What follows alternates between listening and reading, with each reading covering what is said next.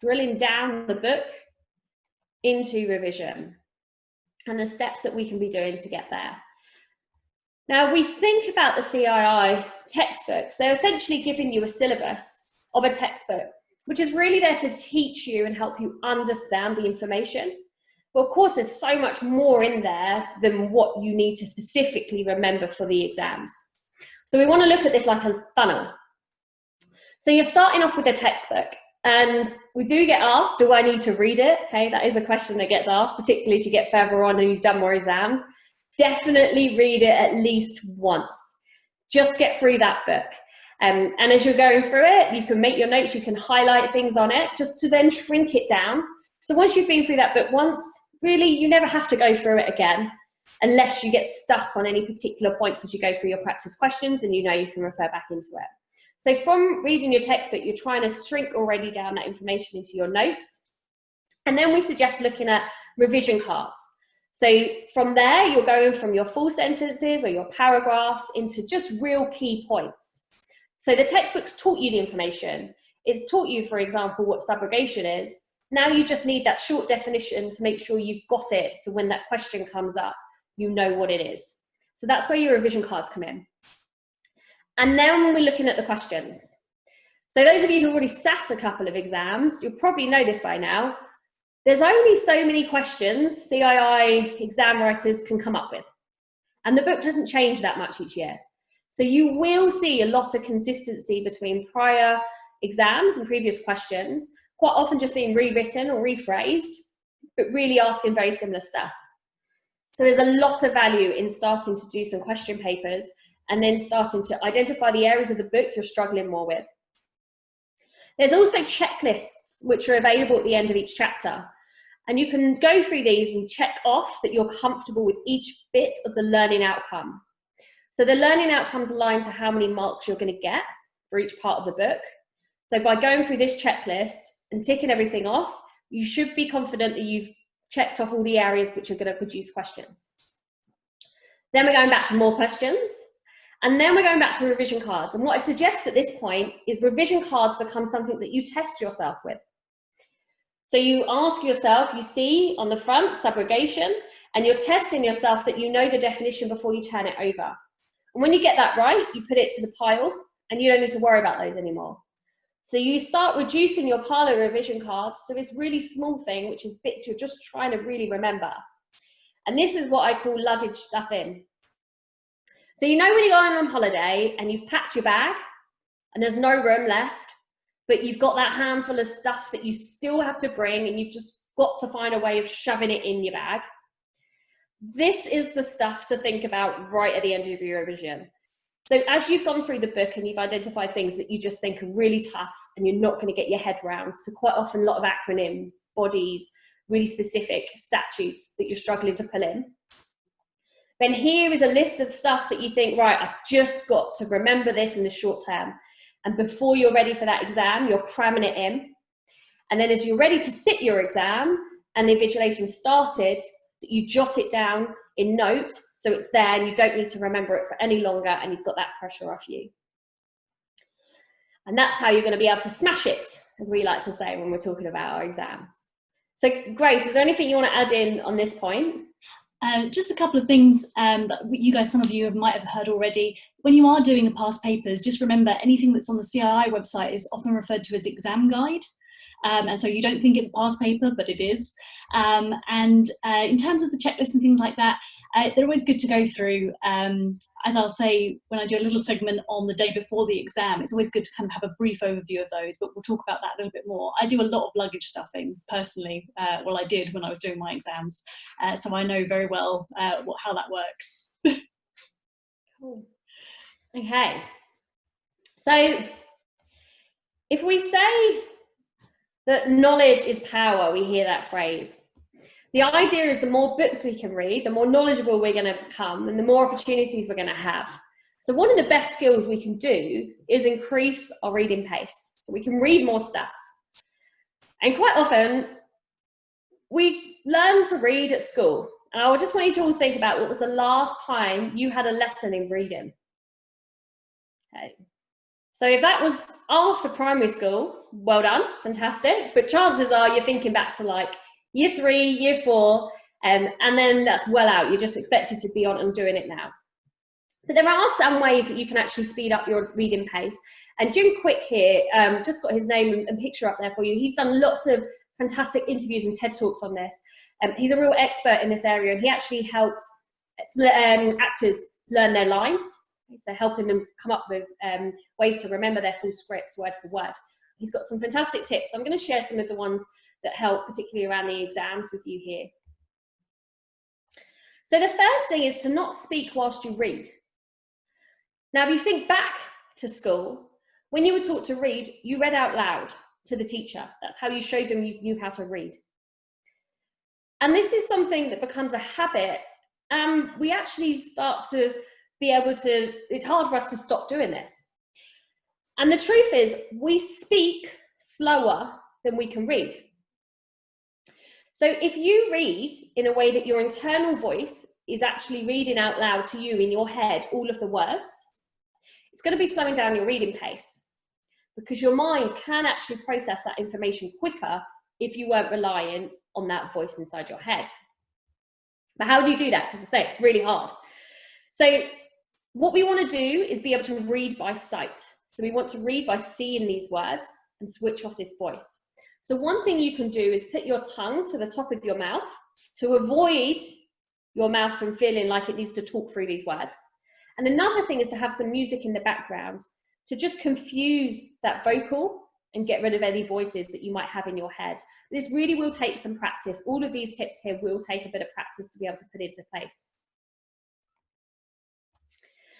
Then the other thing we need to look at is not regressing. So what I mean here is that you've got a big page, you've got to the bottom of it and you've gone, oh my God, I've got no idea what I've just read. And then you have to go back to the top of the page and start through it all over again. And really that happens when you get bored. Your brain's got bored, so it's taken itself somewhere else. And you're still going through the motions of reading, but actually the voice in your head is somewhere else having a different conversation with you. So what you need to be able to do is stay interested and engaged in what's going on in that page. So for example, highlighters can help you with this. So if you can be a little bit more fussy about what you highlight and just highlight keywords, sentence by sentence, that's going to keep you really engaged in what you're reading and focusing on key points.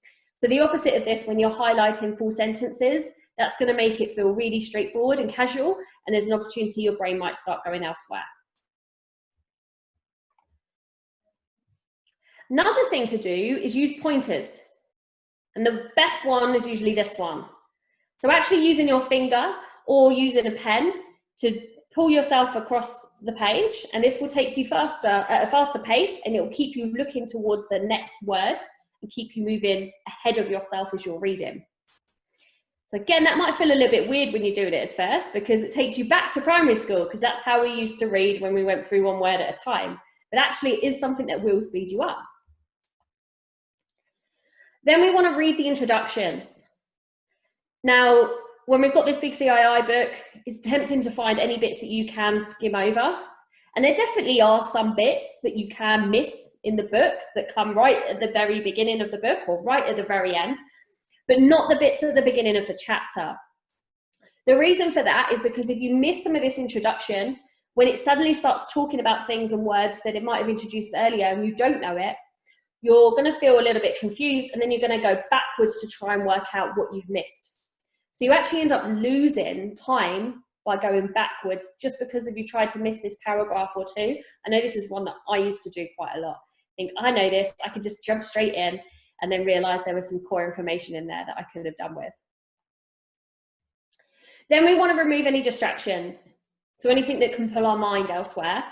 So trying to have a nice zone around us, but also making sure your phone's maybe on airplane mode, so you're not getting that noise going on in the background.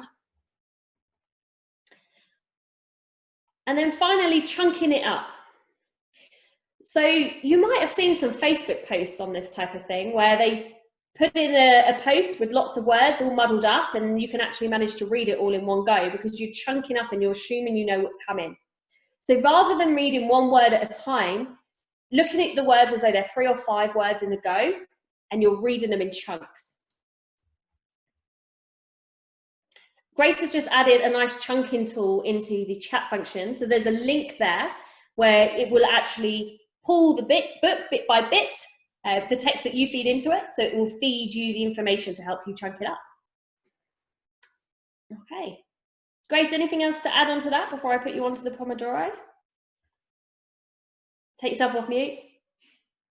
I often find with music that essentially any background music, I can't have lyrics. I don't know about you, I just can't have anything like that in there. So it really does have to be quite soothing and quite neutral. And there's some really good playlists on YouTube for that. So there's lots of concentration and focus things that actually go on for, you know, hours if you want them to. So that would be a good recommendation from me. Excellent. Okay. So we look into this piece now here for Pomodoro. Lovely. Okay, so the Pomodoro technique, some of you might have heard of already. It was invented as a time management tool by an Italian called Francesco Cirillo, and essentially he named it after the tomato timer he used at his university when he was cooking. And so essentially what we're doing with this technique is trying to kind of chunk down, so chunking in a different way, the actual time that you're spending on concentration and focus. Some of you might be better in the morning, some of you might be better in the evening. It completely depends obviously on the time of day that you like to focus. I feel like I'm a bit more of a morning person and I need to kind of eat my frogs in the morning. So therefore, if you're deciding on a task, the first thing to do is set out which section you want to cover. And in doing so, just make sure you're not too ambitious. I'm very guilty of this. I kind of think, oh, I can get this done and I can get that done. But you're setting yourself up to fail. So really do try and be realistic about what you're going to get done in that particular time frame. And then what you do, either using your phone or a computer piece of software, you're setting that timer for 25 minutes. I have one of these on my desk. So essentially, this is for half an hour. But I know I can kind of roughly kind of gauge when 5 minutes is up. So that's when I know when to take a break. So I'm working on my task within that 25 minutes. And then I know that at the end of that, I'm rewarded with a 5-minute break. And I know 5 minutes isn't long, but just kind of going away, making a cup of tea, making a drink, and essentially that will do enough to get some flow into your body and actually get you back concentrating again for a further 25 minutes. So you repeat this kind of process, this ritual, if you like, 5 times, and then you reward yourself with a longer break at the end of it. So it completely depends on how much time you've got to play with. You might be spent by the time that you do this 5 times, and if that's the case, then it's always wise to kind of make sure that you're putting your books away and kind of going, right, okay, I know that I'm going to do the same next day, so that's fine for me. So when you're taking that longer break, if you feel like you can go back to it, do. I always find that and this is a little bit of a writing technique as well, in the sense that, you know, when people overcome writer's block, they say that just by sitting at your desk and telling your brain you're only going to kind of write for 2 minutes, that tricks you into actually doing it, and you end up writing a lot longer.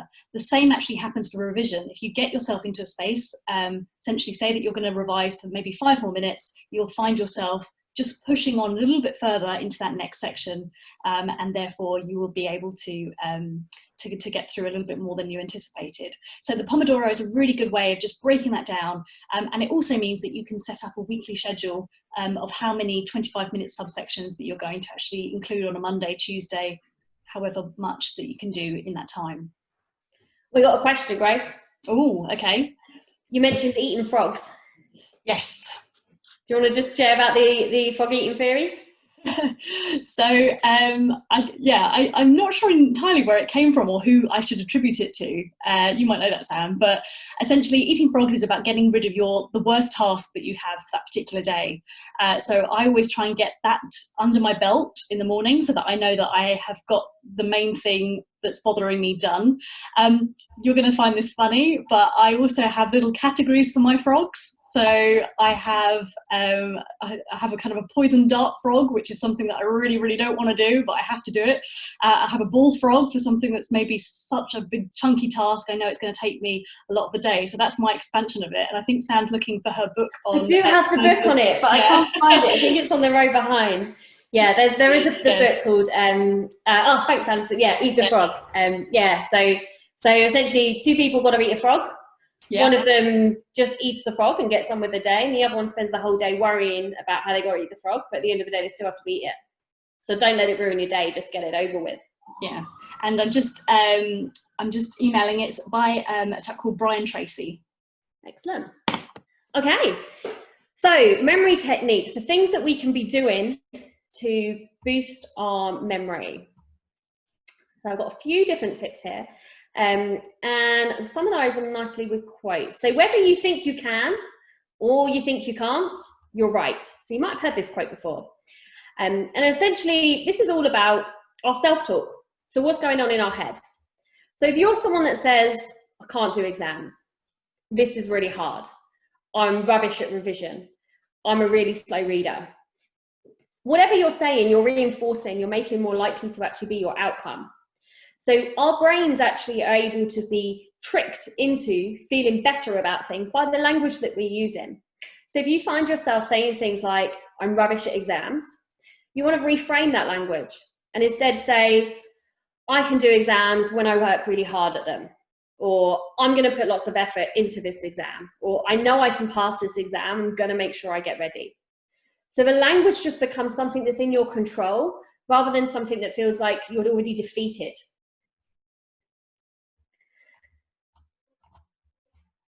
The next nice thing to look about, and this is particularly nice if you guys have got study groups or peer groups around you, but you become like the 5 people you spend most of your time with. So choose carefully. And if you think about this, this is why parents pay really close attention to who their kids are friends with at school. And we talk about good role models and bad role models and influences on people. We are impacted by the people we're spending this time with. So if you have a group of people studying for exams at the same time, and those people are like, it's fine, I'll leave it to the last minute, I'm fine, it's no problem, then you'll find that your expectations of yourself reduce. Whereas if you're around people who are all studying hard and have a schedule and turn up to all their revision sessions and are talking about things, then you'll find your expectations and your attitude of yourself, it improves. So pay attention to who you're around. And if you've got people around you who you think are actually maybe making you feel a little bit more laid back, okay, than you feel like you probably should, try not to talk to those people about your exams. This is equal to people that did their exams years ago that say to you, oh, that one's easy, don't worry about it, it doesn't take any effort. That won't be how they felt whilst they were sitting that exam. It might be how they felt after they've completed lots of the harder exams later on. But when they were in your shoes, I'm sure they would have been putting a lot more effort in than they try and portray to you. So make sure you're surrounding yourself with people who have a positive impact on your revision. Now, clear desk, clear mind. I don't know who attributes this one first of all. I do remember the person I heard it from. He used to use it all the time in the office. Essentially, if you have a tidy desk around you, you feel on top of things. So sometimes you might find that actually when you're studying, you have the cleanest house you ever have because you're procrastinating. You're doing anything you can but revise. That's actually to your advantage. As long as you've planned your time, then that will help you. It will give you more value. It will make you enjoy your working space better, and it will help you be focused when you are there. Now, if you have a house where it's not totally in your control how tidy it is, maybe you share it with other people or you've got young kids in the house, then just pick your zone. So find an area that's your focus area and keep that one nice and clear and focused so that when your mind is taking up information in there, that's the thing it's focused on and it's able to digest that information. Just to jump in there, Sam, as well, obviously if any of you are doing remote invigilation at home, you'll have to have it's a requirement to have a clear desk anyway, so you can't have any strays or paperwork and things like that on it. So that could kind of set you up for that remote session where you do actually take your exam on the computer. Okay, so your future depends on your dreams to go to sleep. So our brain needs rest. We need to go to sleep at night for our memory, but some more interesting things happen than that than we might necessarily expect. Our brain's actually more active when we're asleep than when we're awake. It's processing everything we've gone through in the day, and it's taking all of your short-term memories, so all of those things that you've been reading and making notes on, and it's turning them into long-term memories. So this is where pulling all-nighters Hey, you might feel like they worked, but really you probably would have got better results if you spread that learning out over the same period of time, over a longer duration. Now, our brain also is able to do some quite clever things when we're asleep, particularly in that period when you're waking up and you can remember what you've been dreaming or thinking about. So Paul McCartney actually came up with the song, one of his songs, whilst in that zone. Okay, so he woke up and thought about the song yesterday. It was all created in that little mid-section. That's also when the sewing machine was first designed as well. So the idea came while someone was in that mid-sleep section. So when you're in that point and you're waking up, so if you're like me, I know I think about my to-do list at that point. It starts creeping into my sleep, all the things that I need to be doing. And then I wake up feeling like I've been dreaming about them all night. It's for that short period there. It's really helpful for you to be acting on the things that are coming up at that point because your brain's really on it. So if you've been thinking about revision during that point, then have the conversation with someone in the morning and say, oh, do you know what? I've just been having a dream about, and explain it. So it cements it into your memory even more. Hey, and then finally, relax. You deserve it. This is my quote. Hey, so take a break. So I want you to think, I don't know if any of you have been lucky enough to go and get a massage since restrictions have been lifted. Well done if you've made it. But just think about the last time you went and did something like that. And you lay down on that table and suddenly there's nothing to think about. There's that nice music in there. The room smells lovely. And then everything stops. And you realize that you feel really different because your brain never usually stops like that. And it just feels amazing because you've got all of this weight off. It's really helpful for your brain to be able to take these pauses and refresh itself. So that might be meditation, yoga, just going for quiet walks, or if you can get yourself a massage. Hey, you probably do deserve it if you've been doing all your revision. So find some breaks in there that you can actually help yourself revive. Okay, now actually memorizing things and pulling them together. I've got a list of things here, which I imagine lots of you are familiar with if you've been looking at LM1 or LM2. And as people, we remember things best in places. So I want you to think back to a dinner. Chances are you can remember who was sitting where, but you can't remember who ate what. So we remember where things sit. And if you want to piece things together, then you can use this memory technique of positioning them in certain places and aligning that to what it is you're trying to remember. So I'm going to go through an example I've pulled together here for this one. It is cheesy, so that hopefully will work. And if any of you are doing LM1, hopefully this will help you out with that. So I want you to picture that you are going into a room. And in that room, there is a very grand table. And there's lots of people sat around this table. And they all look very serious. Okay? And they're a council. And they're deciding everything that they are going to cancel. They want to cancel Christmas. They want to cancel birthdays. They want to cancel summer. Okay. So our council is sat around the table and they are cancelling everything. So it's not very fun there. So we move along and we move past them and we move into the office where there's a big whiteboard. And on this whiteboard are lots of ideas of different franchises that could be started up. So you've got McDonald's up there, Pizza Express, a fencing company, lots of different organizations where you could be setting up a franchise on this whiteboard. And then you move along into more a relaxed room. And there's a sofa. And on the sofa, there's lots of investors. And they're all wearing their smart office gear, but they just keep repeating their names over and over and over. And they've all got name badges on them. So you can very clearly see what all of their names are. We then go along into a room which is a playroom. And there's lots of toys. Now in this playroom, it's really colourful, it's really fun. And at the end of it, there's a huge puppet show. And the puppets are characters from Men in Black. So there are lots of agents.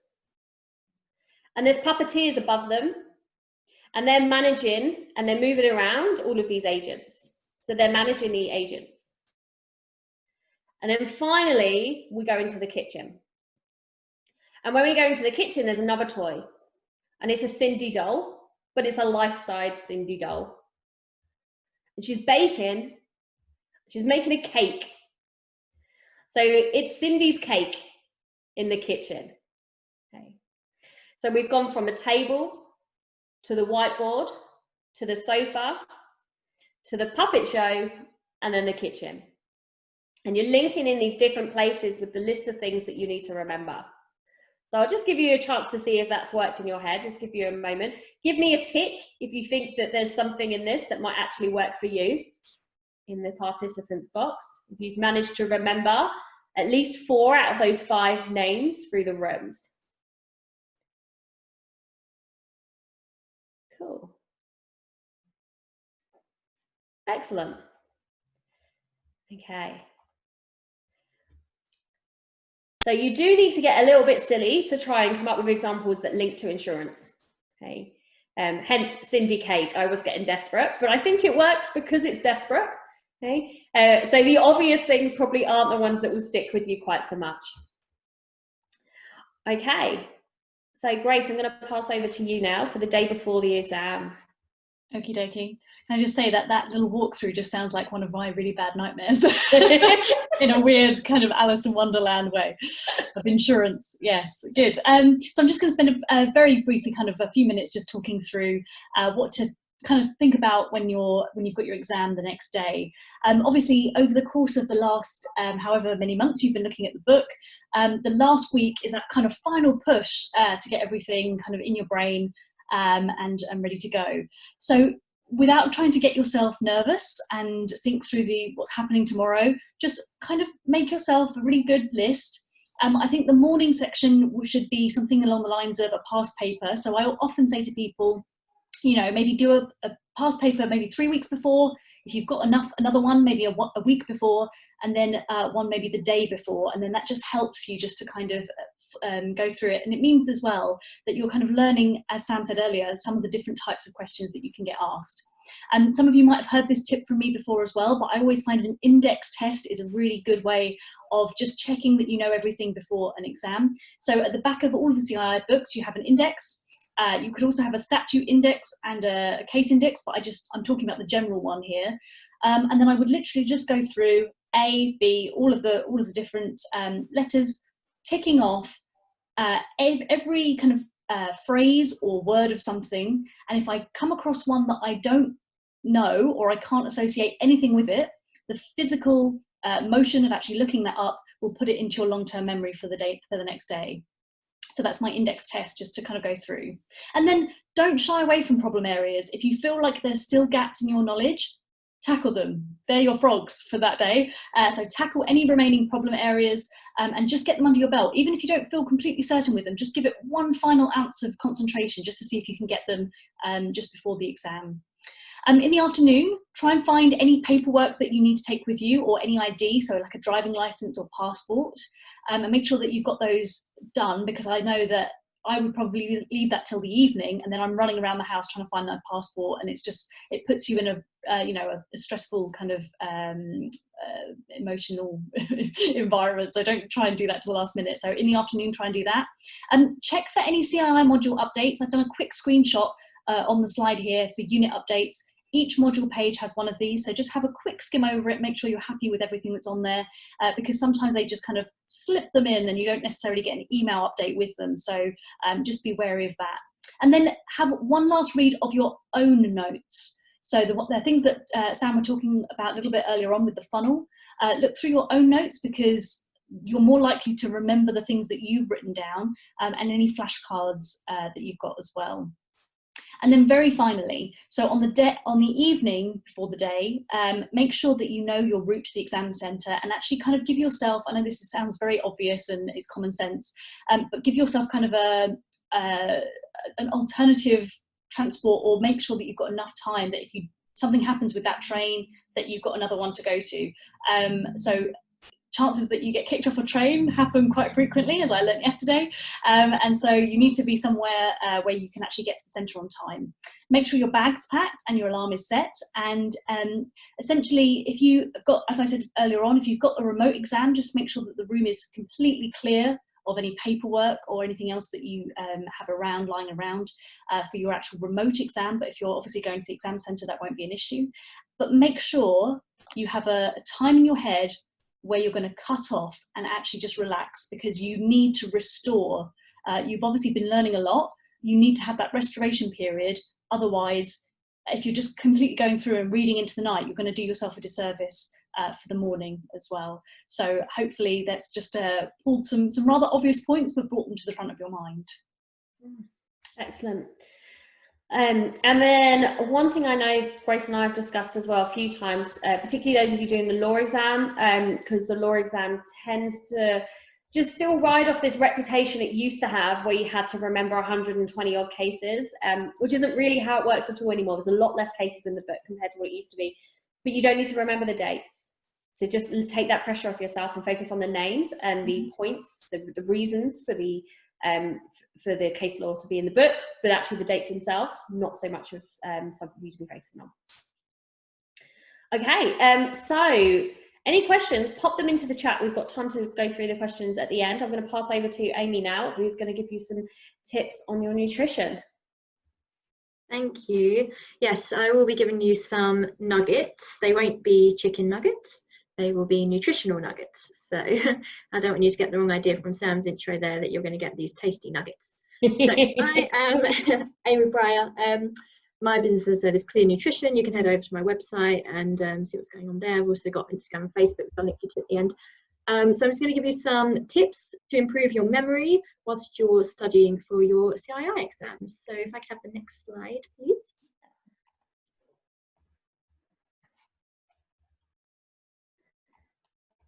Hope it's worth the wait. No, not really. Okay, so this one's all about blood sugar imbalances, and this is the basic principle for anything you want to achieve with your health or well-being goals. So if you're looking to manage your weight or regulate your mood, or if you've got hormonal imbalances, or if your concentration is suffering, this is where you want to look. This really is the basic. So if you're somebody that's having quite a high sugar breakfast, so maybe like a cereal or instant porridge with golden syrup, you are going to have quite a sugary spike, which is this red line you can see on the graph. You're going to have a really high sugar spike that's going to give you a really sharp boost of energy, but it's going to really quickly drop as well. And when that falls, you're going to feel tired, irritable, you're going to have cravings for something sweet to give you that sugar boost again. So chances are you're probably going to have something sweet, something really refined, whatever you've got. You'll do the mindless meander to the kitchen and you'll just find whatever there is that's going to satisfy this need for something sugary. And this cycle is going to continue. But when we're on the peak of that red line, we release cortisol. That's your stress hormone. So, you know, you're going to be putting yourself at a disadvantage by adding to your stress load on top of what's already a stressful period.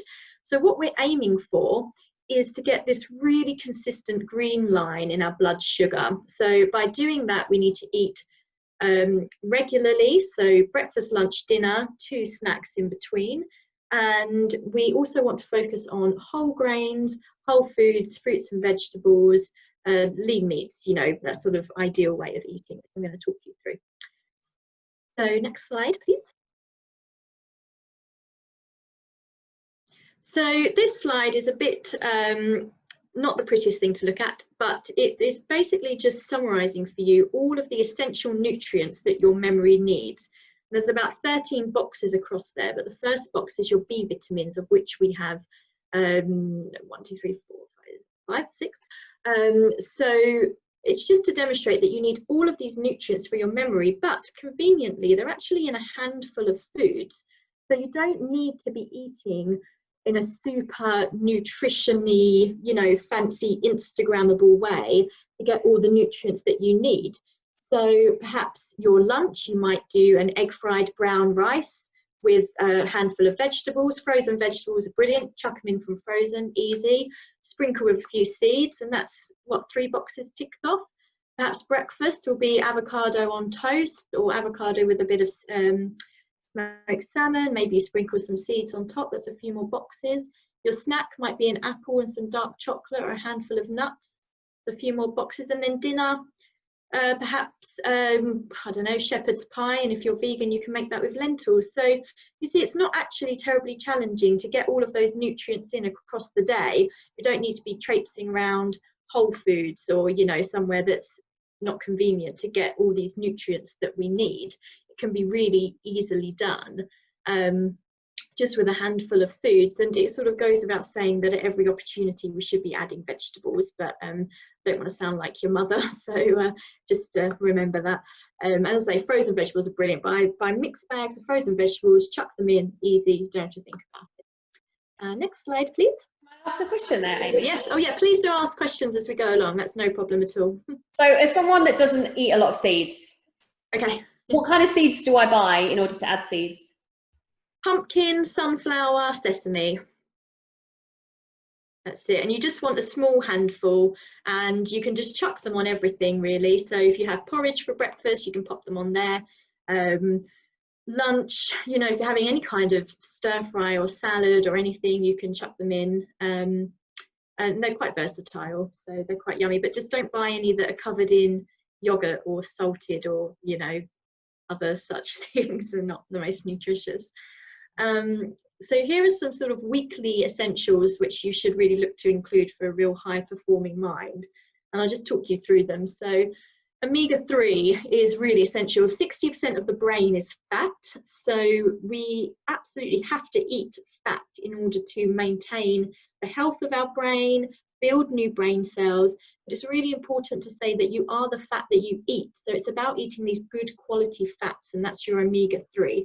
If you think about saturated fat, which is quite hard fat, it's animal fat, so the fat you get around your steak or your butter, if you're eating an abundance of those, that's only going to make your cells more rigid. So we need to keep them fluid so that the nutrients can pass in and out of your cells, and that's why omega-3 is the best one. And you're going to get that in the best sources. You can get some plant-based sources, but really it's your oily fish. Vegans need to work a bit harder to get omega-3. So we refer to your oily fish as an acronym, just to remember it, as your SMASH fish. So SMASH. I always forget the second S, so bear with me. Salmon, mackerel, anchovies, sardines, herrings.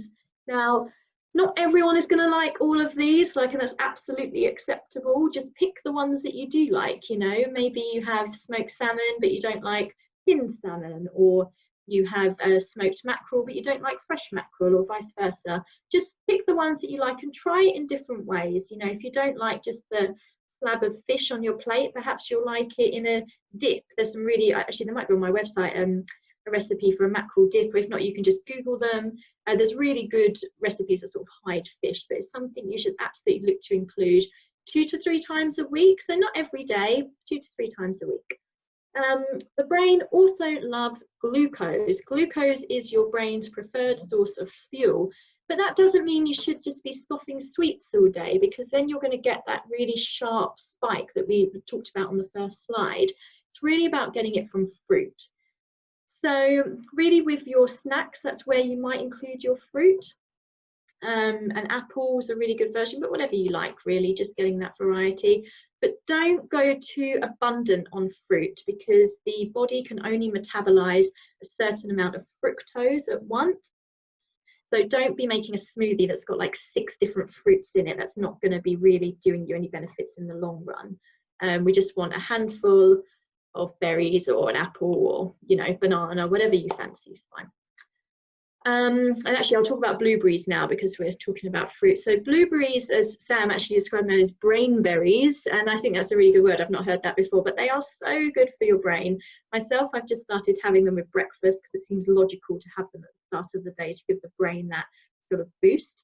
And they contain a plant-based nutrient called anthocyanins. Cyan, if you think about the colours, that's where that word sort of comes from. And they accumulate in the brain. They're actually an antioxidant, so they really protect your brain against oxidative damage from, you know, various toxins, whether food-based or whatever else comes into contact with the body. So by eating these foods, they accumulate in the brain and can really help improve brain cell function. So blueberries are a really fantastic one to buy. And again, you can buy them frozen, you know, a mixed bag of berries. So they're really handy just to keep in the freezer. Perhaps or Grace was saying that she uses frozen berries as the ice for her smoothies, and that's a really good way to use them as well. So they're a really good one to include. Green tea. So green tea has caffeine in it, which we all know improves our alertness, but it also has L-theanine in it, which sort of counteracts the negative side of caffeine, really helps to calm you down. And actually, if you're somebody who gets very stressed and anxious about scenarios or exams or things that are coming up, or if you're having a hard time at work and perhaps you're not sleeping because you're anxious, L-theanine is a really powerful supplement. And if anyone is interested in this, please get in touch with me and I'll talk you through it a bit more. But it's in green tea. So a green tea is a really fantastic addition. So rather than, you know, at 11 reaching for a coffee and a biscuit or a Diet Coke and a bag of crisps, perhaps we go for a green tea and an apple, and that would be a couple of squares of dark chocolate perhaps as well, and that would be a really lovely combination to keep you going. Eggs are just so amazing. We refer to them as the multivitamin of the food world, because if you think back to that slide with all the boxes on it, the eggs contain 7 of those 13 boxes. Eggs actually contain every vitamin except for vitamin C. They are so powerful. So if you like eggs, eat them. Breakfast, lunch, dinner, no more than 3 a day. All the studies we know about eggs, you know, and just cholesterol and all of that sort of thing you may have read about, up to 3 a day has been shown to be perfectly safe. So you might have, but I think 2 really is a portion if we're talking about how many to eat. So you might have eggs for breakfast, you know, that's not unusual. Eggs for lunch, frittata, mackerel and beetroot frittata. Then you've got your anthocyanins, you've got your oily fish, you've got your eggs. That's a really fantastic one. Frittatas you can freeze as well and then just defrost them. So super quick if you're studying and short for time, but eggs definitely worth including. Turmeric has been really shown to be beneficial in Alzheimer's sufferers, but, you know, it's all to do with memory, and I think it's a really fantastic thing to include. So turmeric lattes are quite popular. The thing to say, and you can buy a little tub of turmeric latte powder, you know, like you would hot chocolate. The thing to say about turmeric is if you're going to make one at home, you need to have it with a bit of fat and a bit of black pepper. That helps activate the compounds in turmeric, which are beneficial. So if you're going to make a latte with it, if you're using milk that has fat in it, so semi-skimmed or full fat, that will be fine. Or if you're going to use a plant-based milk, you probably want to use something like a coconut milk, which has got fat in it, and then just a little sprinkle of black pepper in it. And you can put cinnamon and a bit of honey and all sorts, and it's lovely. So again, instead of your 11 o'clock coffee, maybe you have a turmeric latte. And then rosemary is a really interesting one, more so about the smell helping with your memory and your concentration. Of course, eat it, it's delicious, but if you can get a diffuser and have some rosemary oil pumping around the room, that's quite lovely, or have it on a bit of tissue, or if you've got a plant, perhaps bring that in, cut yourself some sprigs. And that's quite a lovely addition as well. It has been shown to improve the performance of participants in memory-based exams. So that is quite a lovely one to include as well. So I think I've covered all of them there. Yeah. So next slide, please. So what does this look like? It's all very good me saying, eat this, eat that, eat these nutrients, blah, blah, blah. But what does it really look like? So I've just laid out here sort of what does breakfast, lunch, dinner, and what would your snacks look like? So breakfast, if we can kind of forget this idea of having toast and jam or cereal, then we will do ourselves huge benefits. And I think if you don't know where to start, if you're a bit overwhelmed, you know you need to make a change, breakfast is the place to start. Just do breakfast, don't worry about the rest. So you might have some smoked salmon or some smoked mackerel with half an avocado, a handful of blueberries and a green tea on the side. That might be a lovely one to have. Smoothies are fantastic. If you look up recipes, I can forward on recipes as well. Hemp seed or maca is a type of green tea powder. You can actually buy it in Tesco's, which is convenient but still expensive. But you can make a really delicious maca smoothie, which is one that I really enjoy. As I said as well, the frittata is such a great option. If you live on your own and you make a big frittata and it's too much for you, you can freeze it in portions and then just cook it from frozen. It's really easy.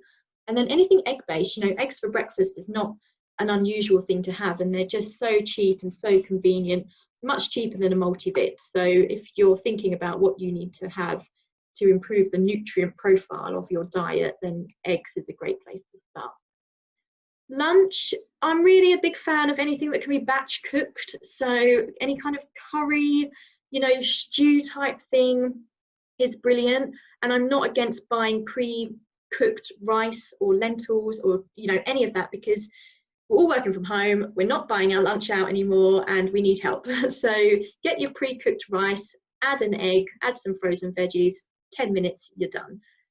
So anything you can batch cook, anything that's pre-cooked to help you out. Salmon and veggies, again, lovely choice. Salmon you can buy frozen and cook from frozen, really convenient. Dinner, you know, really basic everyday foods, really. A shepherd's pie, you know, lamb, bit of rosemary, anything like that, or a frittata. It doesn't have to be super Instagram nutrition-y. It can just be your basic, you know, meat and 2 veg type dinners. It's just about getting those nutrient powerhouses in where you can. Get an egg in, get some rosemary in, you know, get some purple coloured fruits and vegetables in. It's, you know, just those little bullets that are just going to give you that edge. And then snacks is really where you're going to capitalise. Forget about the biscuits and the chocolate bars and the sweets. Look, I have been there, don't get me wrong. When I was studying, I was pouring sherbet into Lucozade. Like, I've been there, but that's not what we want to be doing now. So turmeric lattes, bit of dark chocolate, green tea, piece of fruit, boiled eggs. You can cook boiled eggs and keep them in the fridge, and then they're done. So you don't have to keep cooking boiled eggs as and when you want them. You can store them in the fridge for about 3 or 4 days. Bit of spinach, cooks in seconds or bite frozen. Packets of fruit, packets of nuts, but plain, not roasted or salted or anything like that, or covered in yogurt or anything like that.